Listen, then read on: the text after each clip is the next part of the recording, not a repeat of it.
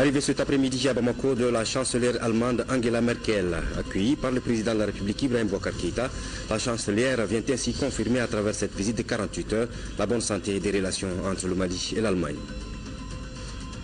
Lancement à Ségou en prélude du sommet Afrique-France de janvier 2017 du Forum des jeunes, un cadre pour consolider la participation des jeunes à l'émergence économique, sociale et culturelle du continent. Le dossier culture s'intéresse dans cette édition à la 4e édition du festival Spot on Mali Music, un partenariat musical entre le Mali et le Danemark pour offrir des opportunités aux jeunes talents. Merci de rester sur notre programme. Bonsoir et bienvenue au journal sur l'ORTM, une édition que nous ouvrons avec ce message de félicitations du président de la République, chef de l'État, à son Excellence M. Yoweri Kaguta Museveni, président de la République d'Ouganda. La célébration de la fête nationale de votre pays m'offre l'heureuse occasion d'adresser à votre Excellence ainsi qu'au peuple frère d'Ouganda, au nom du peuple du Mali, à mon nom propre, mes très vives et chaleureuses félicitations. Je voudrais saisir cette heureuse occasion pour saluer les efforts que vous ne cessez de déployer dans le cadre du développement socio-économique de votre pays et réitérer ma constante disponibilité à œuvrer au renforcement des relations fraternelles, d'amitié et de coopération existant entre nos deux pays, en formant des vœux sincères de bonne santé et de bonheur pour votre Excellence, de progrès et de prospérité croissante pour le peuple frère d'Ouganda. Je vous prie d'agréer, Excellence, Monsieur le Président et chers frères, l'assurance de ma très haute considération, signée Ibrahim Boubacar Keïta. Nous vous le disions dans nos titres, la chancelière allemande Angela Merkel est depuis cet après-midi à Bamako. À sa descente d'avion, elle a été accueillie par le président de la République Ibrahim Boubacar Keïta. La visite de la chancelière allemande permettra certainement de renforcer l'axe Bamako-Berlin déjà bien portant. Amadou Sankaré a suivi cette arrivée.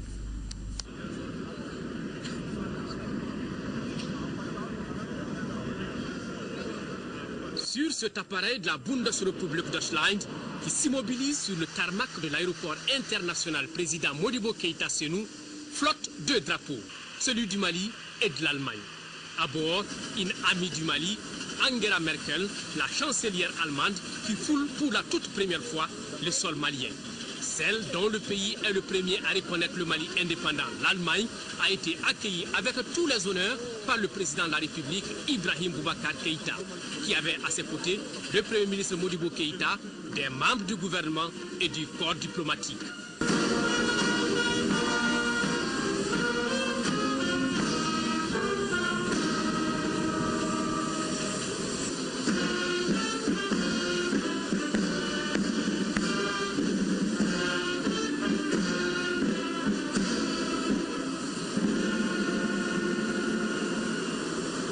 Après l'exécution des hymnes nationaux, le président Keïta et son hôte passent en revue les troupes.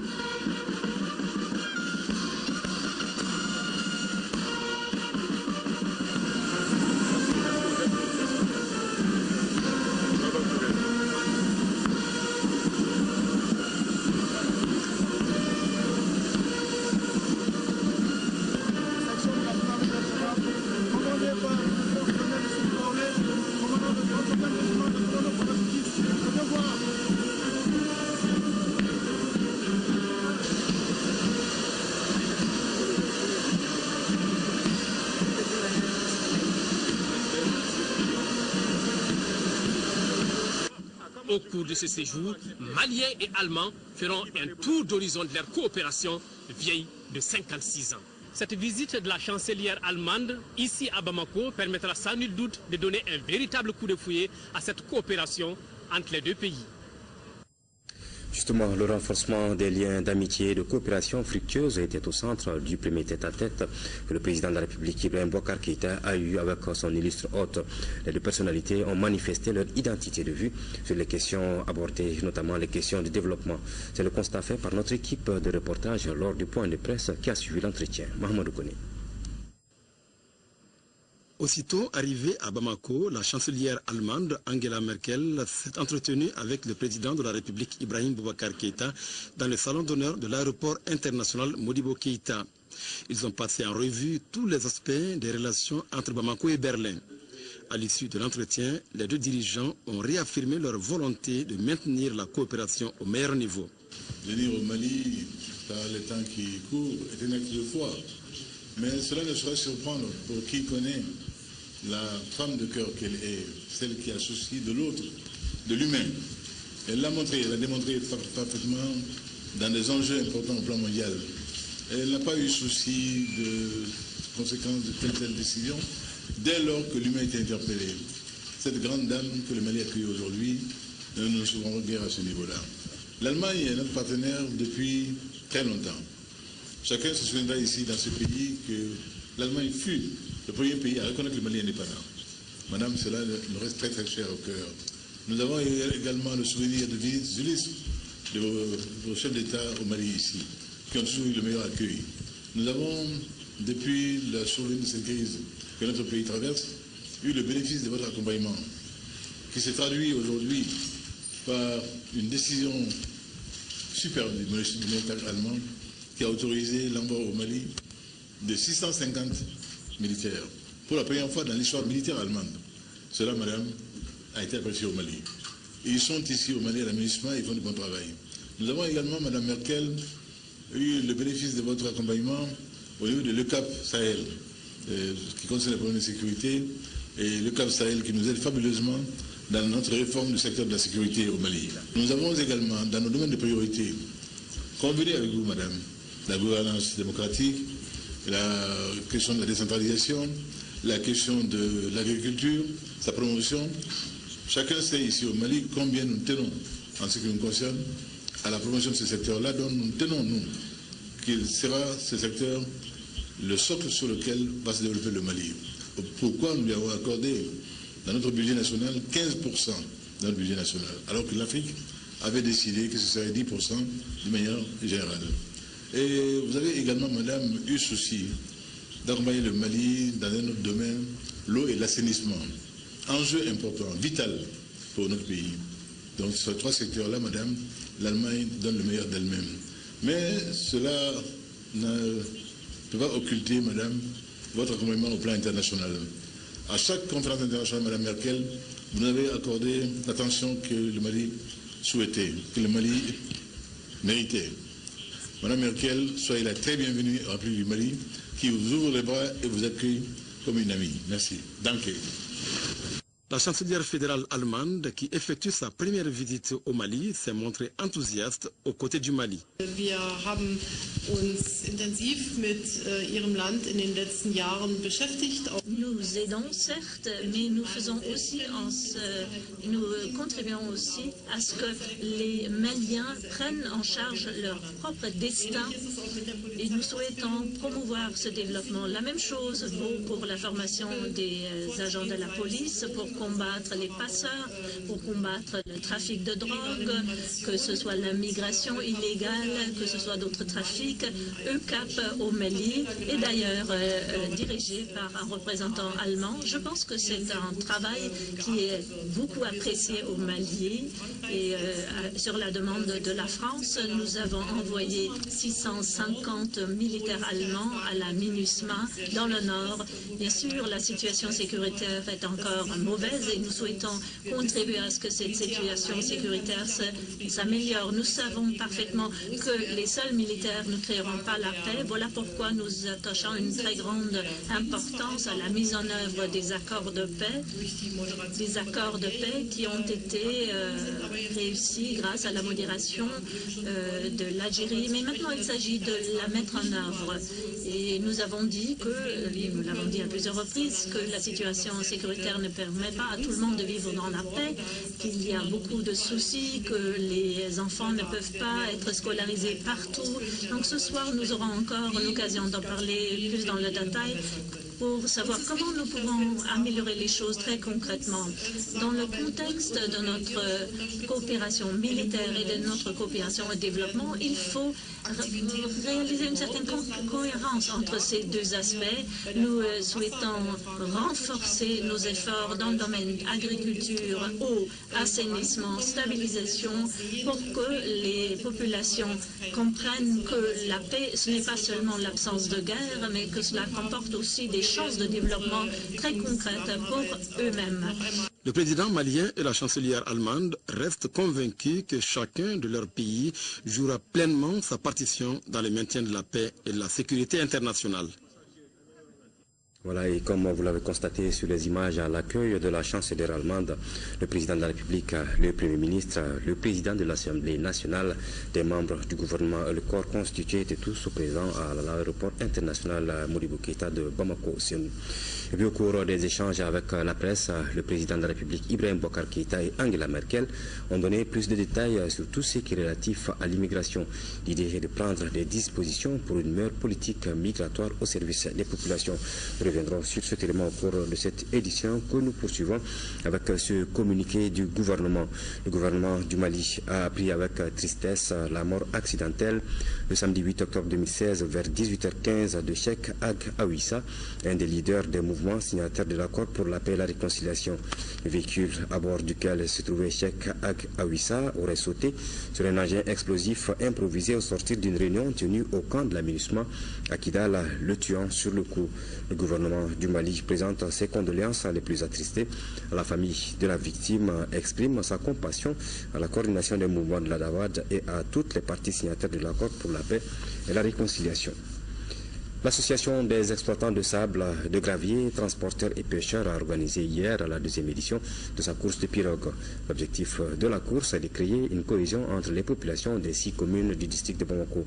La cérémonie était présidée par Mme Keïta Aminata Maïga, épouse du président Ibrahim Boubacar Keïta. Reportage de Agibou Koulibaly.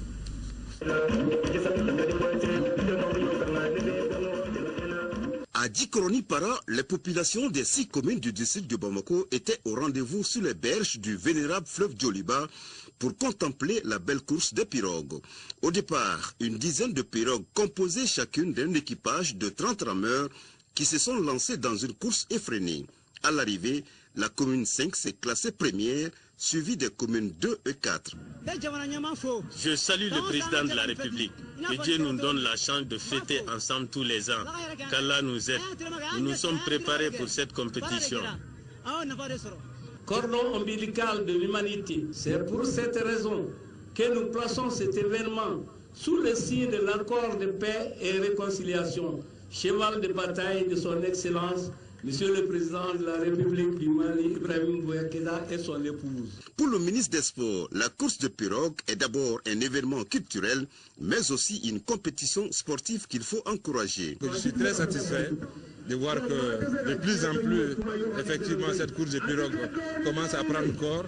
Et dans la politique nationale pour le développement du sport dans notre pays, le chef de l'État et le gouvernement ont demandé au ministre des Sports, et c'est inscrit là-dessus, de faire en sorte que la course de pirogue, qui est notre sport, soit connue davantage.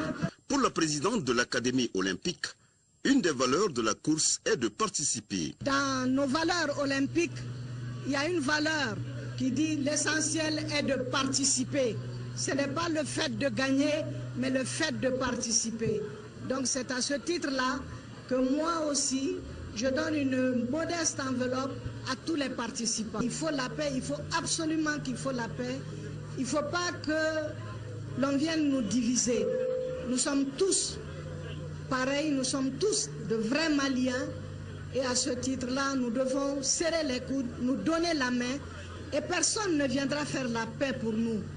C'est vraiment, moi je pense qu'elle est possible, elle est là. Il ne faut pas écouter tout ce qu'on peut raconter. Le Mali ne mérite pas ça. Pour ceux qui ont connu le Mali, je le dis avec émotion, avec beaucoup de passion, nous ne méritons pas ça. Donc vraiment qu'on cesse d'écouter ceux qui veulent nous diviser, ceux qui veulent faire croire qu'on ne peut pas faire la paix. On peut faire la paix dans ce pays. Vivement la 3e édition de cette compétition nautique de l'association des exploitants de sable, de gravier, des transporteurs et des pêcheurs. Le nouvel ambassadeur de la République du Mali au Ghana, Mohamed Maïga, a présenté ses lettres de créance le lundi 3 octobre 2016 à John Dramani Mahama, président de la République du Ghana. À cette occasion, il a transmis à son hôte les salutations du président de la République, Ibrahim Boubacar Keïta. Les deux personnalités se sont félicitées de l'excellence des relations d'amitié et de coopération existant entre le Ghana et le Mali et ont exprimé leur volonté commune de le renforcer davantage dans l'intérêt de nos deux pays. Présentation donc de la lettre de créance du nouvel ambassadeur du Mali au Ghana, Mohamed Maïga, au président John Dramani Mahama, président de la République du Ghana. Lancement à Ségou du Forum des jeunes, un forum qui se tient en prélude du sommet Afrique-France et qui se veut un cadre approprié pour consolider la participation des jeunes à l'émergence économique, sociale et culturelle de l'Afrique. La cérémonie, présidée par le ministre de la Jeunesse et de la Construction citoyenne, a mobilisé de milliers de jeunes. Le président du Comité national d'organisation du sommet Afrique-France et celui du Conseil national des jeunes du Mali. Reportage de Kandesila. Le lancement du Forum des jeunes à Ségou marque le début des ateliers thématiques qui seront organisés dans toutes les régions du Mali en prélude au sommet Afrique-France, dont l'un des volets demeure le rendez-vous de la jeunesse africaine et celle de la France. Ce cadre, la salle de spectacle Merouba, qui a mobilisé des milliers de jeunes, est tout appropriée pour expliquer le contexte de ces ateliers. Parler en leur nom est déjà un grand risque. Parler en leur nom et en leur place, sans eux, est un pas à ne pas franchir. Les jeunes ont leurs besoins, leurs choix, leur style de communication et de revendication. Ils ont aussi leurs solutions qui méritent l'attention des décideurs. Plusieurs thématiques seront diagnostiquées au cours de ces ateliers, dont les questions liées à l'emploi, l'insertion socio-politique et économique des jeunes, les questions liées à l'environnement, entre autres. Sans aucune prétention d'être exhaustif, je m'en voudrais de terminer ce mot sans parler de la lancinante question de l'immigration clandestine pour laquelle notre jeunesse continue, hélas, à payer un lourd tribut et sur laquelle malheureusement certains de nos camarades continuent de fonder tous leurs espoirs, malheureusement au prix de leur vie. Pour le ministre de la Jeunesse et de la Construction citoyenne, le sommet Afrique-France constitue une opportunité certaine pour la jeunesse malienne africaine. Nous sommes très contents d'avoir, à travers la mobilisation, nous avons compris que la jeunesse malienne est prête à s'approprier de la réussite de ce sommet France-Afrique et la jeunesse malienne est prête également à se retrouver avec les jeunes africains, avec les jeunes de la France pour parler des questions des jeunes et pour faire sortir également des questions, des résolutions et recommandations parce qu'il ne s'agit pas seulement de demander, il s'agit aussi de proposer. Au nom des autorités communales, Madani Sambagna s'est réjoui sur le choix porté sur Ségou pour le lancement du présent forum et espère que ce rendez-vous de la jeunesse africaine et française permettra la renaissance de la jeunesse. Plus de 2 milliards de francs CFA, c'est le coût du programme Debo Alafia, Femmes et Paix. Le programme vient d'être lancé dans la cité des Askia au profit des régions de Gao et Menaka pour contribuer à un changement de comportement face à la problématique de la violence basée sur le genre et la santé de la reproduction. Bokar Bablé Touré. Informer et sensibiliser les acteurs clés des régions de Gao et de Menaka sur le programme Debo Alafia, entendez par là Femmes et Paix, c'est l'objectif visé par cet ambitieux programme en faveur des femmes de ces dites régions. Il est financé à hauteur de plus de 2 milliards de francs CFA par l'ambassade des Pays-Bas. Debo Alafia, qui durera 36 mois, sera mis en œuvre par l'aide de l'Église norvégienne. Il s'articulera autour d'un certain nombre de points. Les violences basées sur le genre, y compris les mariages précoces et les MGF, la promotion des droits des femmes et des filles en santé de la reproduction, et le planning familial. Ces violences se sont accentuées de nos jours avec les crises et les guerres que connaissent l'Afrique, particulièrement le Mali qui connaît une situation de conflit beaucoup illustratif en matière de violence perpétrée à l'endroit des femmes et des filles. Ce programme se veut être une réponse aux multiples préoccupations des populations locales en matière de violence basée sur le genre et la santé de la reproduction. En plus de la présence d'un contingent néerlandais à la MINUSMA, ce pays ami vient une fois de plus de poser un jalon dans la résolution de cette problématique. C'est un très bon signe que maintenant on est prêt de commencer. On est prêt de la mise en œuvre de ce programme. Et je sais qu'il y a une année, il y avait déjà le workshop, l'atelier où tout le monde a pu exprimer les besoins, les nécessités et les priorités de ce programme. Et je suis sûr qu'avec la mise en œuvre, on va travailler aux bases de cette priorité définie par vous. Si face à ce spectre désolant, l'ambassade des Pays-Bas, à travers l'aide de l'Église norvégienne, envisage de s'investir pour adoucir les souffrances humaines, le gouvernement du Mali ne peut que s'en réjouir. Le lancement du programme Debo Alafia a regroupé toutes les couches socio-professionnelles de la région. Retour à présent sur l'arrivée dans notre pays de la chancelière allemande. Au cours des échanges avec la presse, le président de la République Ibrahim Boubacar Keïta et Angela Merkel ont donné plus de détails sur tout ce qui est relatif à l'immigration. L'idée est de prendre des dispositions pour une meilleure politique migratoire au service des populations. Mamadou Kone. L'immigration et la sécurité étant fortement liées, le président Ibrahim Boubacar Keïta et la chancelière Angela Merkel ne pouvaient que soutenir une politique migratoire responsable et maîtrisée et qui respecte la dignité de la personne humaine. Ce sont des hommes et des femmes, souvent poussés par les difficultés de l'aujourd'hui, du contexte de crise, mais également aussi du fait des changements climatiques. Il ne faut jamais l'oublier aussi, qui pensent pouvoir trouver meilleur sort ailleurs. Et dans des conditions dont certains profitent, de manière absolument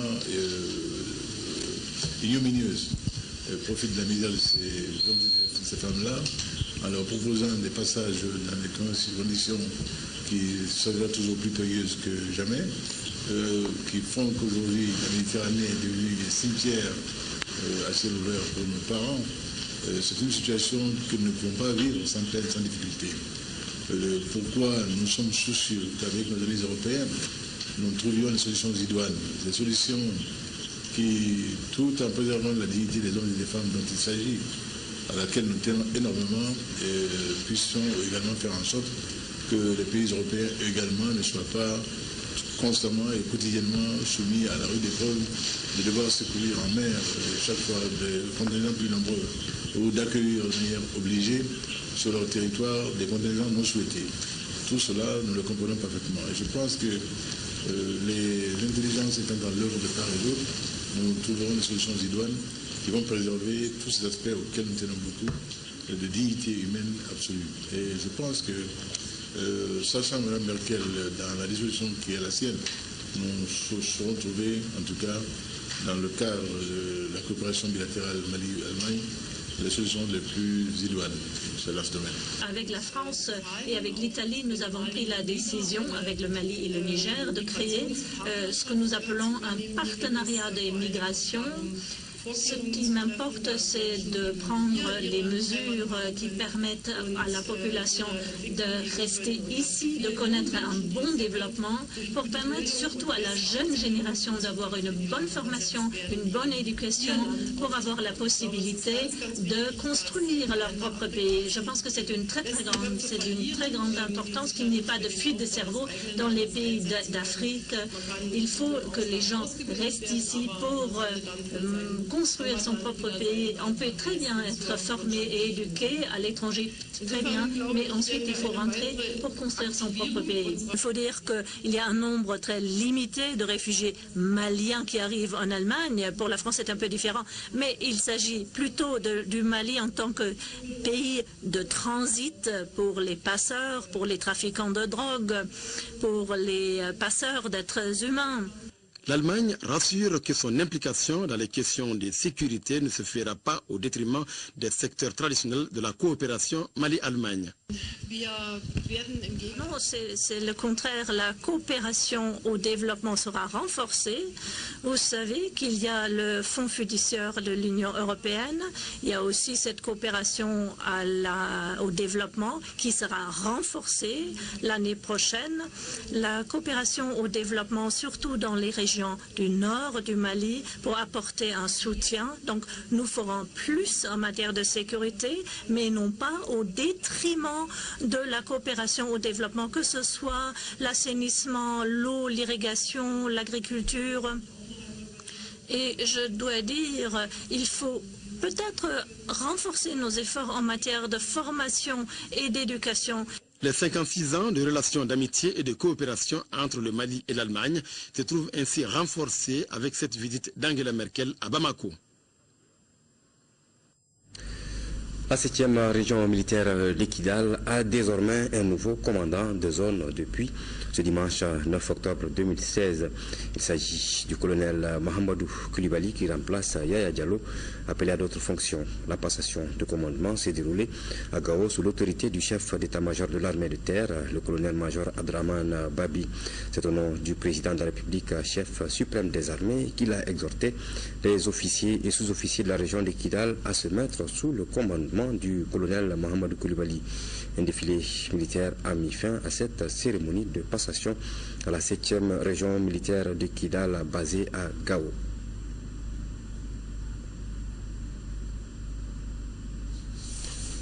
L'Organisation internationale de la migration renforce les mesures de sécurité au niveau de la frontière entre le Mali et la Mauritanie, avec en toile de fond l'implication des communautés à la base. Pour mieux véhiculer sa stratégie, l'Organisation internationale a initié une rencontre à Niro du Sahel. La rencontre, qui a regroupé Maliens et Mauritaniens, a été l'occasion de renforcer les capacités des participants sur l'importance de la collaboration entre les agents de la sécurité et la société civile dans la lutte contre le terrorisme transfrontalier.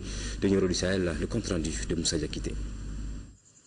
Améliorer les performances des agents de la police des frontières avec des formations conjointes et impliquer les communautés locales dans la sécurisation de la zone frontalière sont entre autres objectifs bilatéraux fixés par l'Organisation internationale pour les migrations OIM à travers le projet Améliorer la capacité collective de gestion des frontières et protéger les communautés de frontières entre le Mali et la Mauritanie. On a voulu aussi essayer de faciliter la communication entre les communautés de frontières, mais aussi qu'il y ait un mode de confiance et une relation étroite s'établisse entre les forces de sécurité, les communautés. Cette rencontre, qui est la suite logique des échanges entre agents de protection civile du Mali et de la Mauritanie, organisés en septembre dernier à Bamako, s'articule autour de 4 composantes qui sont l'établissement des fondements stratégiques de la coopération bilatérale, l'amélioration des services fournis par les agents de police des frontières, le renforcement de la capacité de l'union d'analyse de la police des frontières et l'engagement des communautés frontalières pour la bonne communication et la confiance entre agents et population. Il s'agit pour nous, communautés, de faire attention, de suivre l'évolution dans nos différentes cités à la frontière et faire preuve aussi de civisme. Faire en sorte que quand il y a des individus où le soupçon est porté sur eux, il faudrait les signaler à l'autorité compétente pour que des dispositions soient prises afin de pouvoir circonscrire en tout cas certains devoirs. Une séance de simulation sur le secourisme a édifié davantage les participants qui se disent satisfaits et mieux outillés pour désormais faire face à la problématique de gestion des frontières. Recueillir les avis des jeunes leaders des partis politiques et des organisations sur l'état de mise en œuvre de l'accord de paix et en faire un manifeste, c'est l'objectif de l'atelier initié par la Fondation Balanzan en partenariat avec les acteurs concernés. La rencontre visait aussi à mettre en place un dispositif d'information approprié. Reportage de Nounou Sissoko. L'article 51 de l'accord pour la paix et la réconciliation sollicite la contribution de différents acteurs dont les jeunes pour l'atteinte des objectifs de l'accord. C'est pourquoi la Fondation Balanzan a organisé cet espace avec le réseau des jeunes des partis politiques et des organisations et associations de jeunesse. Il s'agit de recueillir leurs avis sur le processus de paix, ses impacts, ainsi que sur la mise en œuvre de l'accord. Un manifeste a été adressé au groupe, au pouvoir public, aux partenaires et à la communauté internationale. Nous demandons à l'ensemble des partis de respecter leurs engagements, de respecter la signature. La conférence d'entente nationale, aujourd'hui nous demandons au gouvernement de prendre très rapidement des dispositions pour que nous puissions aller véritablement à cette conférence d'entente nationale, inclusive surtout. C'est parce que vous êtes massivement mobilisés. C'est parce que vous avez une perception et une compréhension qualitative des enjeux et des défis à relever. C'est parce que vous avez abordé ces questions très sensibles avec sincérité que vous avez conféré à vos assises l'efficacité matérialisée par l'adoption du manifeste de la jeunesse des partis politiques et des principales associations. Ce manifeste est le fruit d'une analyse sans complaisance de la situation politico-sécuritaire. Il vise la construction d'une paix durable. Si nous voulons atteindre les objectifs qui sont fixés à l'accord, si nous n'avons pas une pleine implication des jeunes, je dirais que la majorité de la population de notre pays ne serait pas impliquée dans le processus. Cet espace s'inscrit dans la dynamique de la 3e session du cadre pour l'observation, la veille et l'alerte citoyen COVAC de la Fondation Balanzan. Madame le ministre de la Promotion de la Femme, de l'Enfant et de la Famille a procédé au lancement des activités de la 2e semaine de la solidarité, semaine attribuée à son département.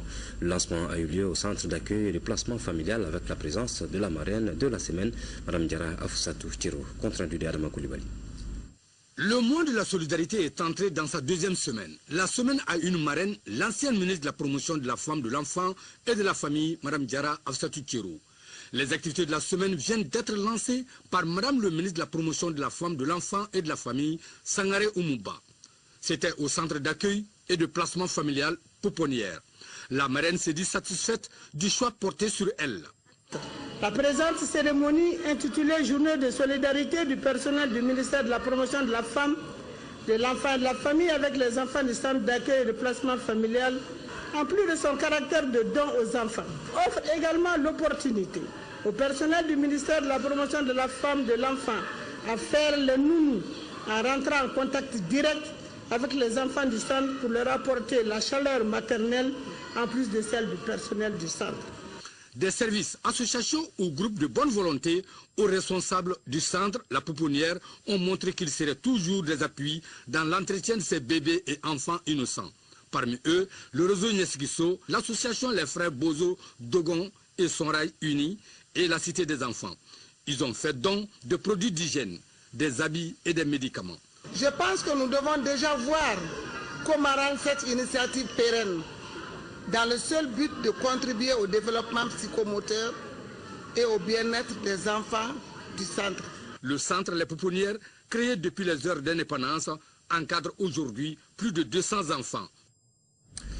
Environ 18 millions et demi de francs CFA, c'est la valeur des équipements informatiques que l'USAID Mali met à la disposition de la Direction nationale de l'assainissement, du contrôle des pollutions et des nuisances à travers CARE International Mali. La remise du matériel s'est déroulée vendredi en présence des représentants des structures concernées. Reportage de nous, Sissou.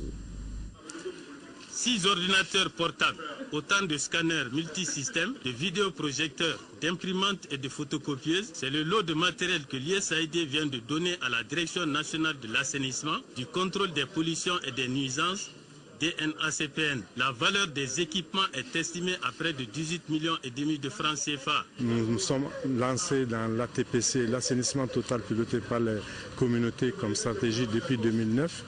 Et dans ce cadre-là, nous avons eu à réaliser beaucoup de choses. Mais malheureusement, nous n'avions pas de base de données. Par ce geste, l'USAID entend renforcer les capacités de la DNACPN en matière de collecte et de stockage des données de base. Le Mali est engagé depuis un certain temps, depuis longtemps, dans la stratégie de la fin de la défécation à l'air libre. Maintenant, on veut aller au-delà, parce que ce n'est pas seulement la fin, mais il faut qu'il y ait ce qu'on appelle post-fédal, pour que non seulement les gens ne défèquent plus à l'air libre, mais que cette attitude-là soit maintenue pendant longtemps, très longtemps. Ces équipements sont destinés à la DNACPN et ses démembrements des régions de Kaï, Koulikoro, Sikasso, Ségou et Mopti. Le mandat de la Chambre des mines du Mali arrive à terme. À cet effet, les responsables du bureau de la Chambre étaient devant la presse pour faire le bilan des 5 ans du premier mandat. Le point avec Abdul Karim Kabar. Plus de 70 tonnes, soit 1334 milliards de francs CFA, c'est la production d'or 2015 au Mali. Le secteur minier connaît un essor satisfaisant, c'est ce qui ressort de la conférence de la Chambre des mines du Mali en fin de mandat. Nous avons eu beaucoup de problèmes au niveau de la Chambre des mines du Mali au finish.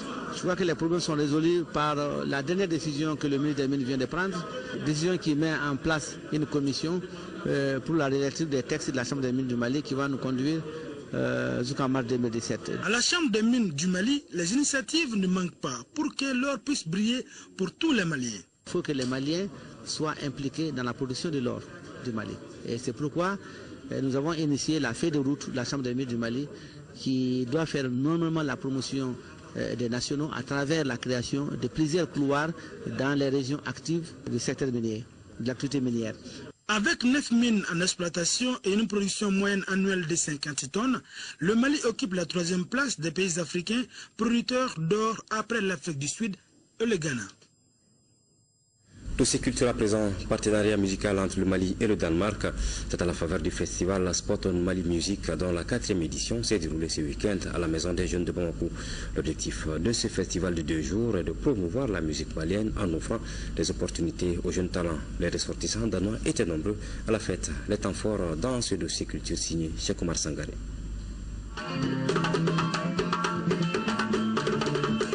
La 4e édition du festival Spot on Mali Music a été représentative du paysage musical du Mali.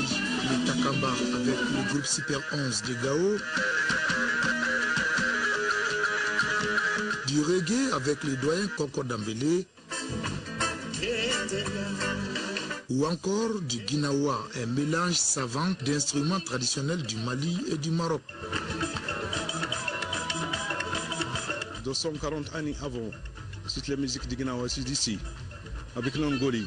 Mais maintenant, je change un peu avec le Maroc, l'instrument et la parole, parce qu'il est entre la parole arabique, avec cette parole bambara. Le festival Spot on Mali Music est une initiative soutenue par l'ambassade du Royaume de Danemark au Mali. C'est là à travers un partenariat entre le Conservatoire des Arts et Métiers Multimédia Balafaseke Kouyaté et les Royal Academy Music et Artistes de Danemark.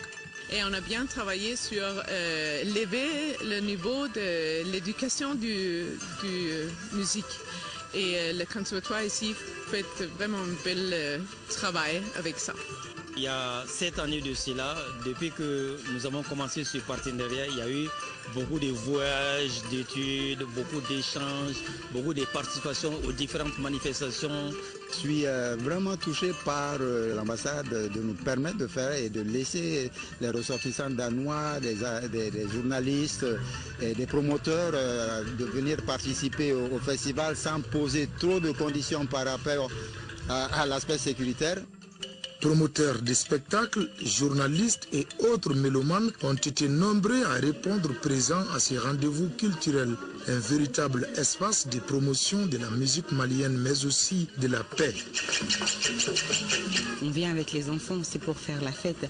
Et puis en plus de cela, c'est un espace de valorisation, de promotion des artistes locaux. On a chanté sur la paix, ce qui se passe dans notre région là-bas.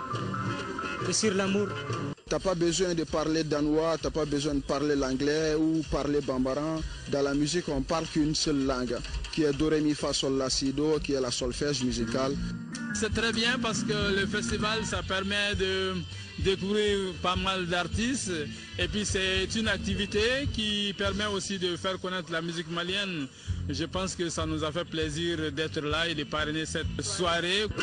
La guitare touareg était aussi au rendez-vous avec le groupe Agata Amida de Kidal. Le public fut plongé dans les souvenirs en revisitant les répertoires du regretté bluesman à travers l'orchestre qui porte son nom, Ali Farka Band.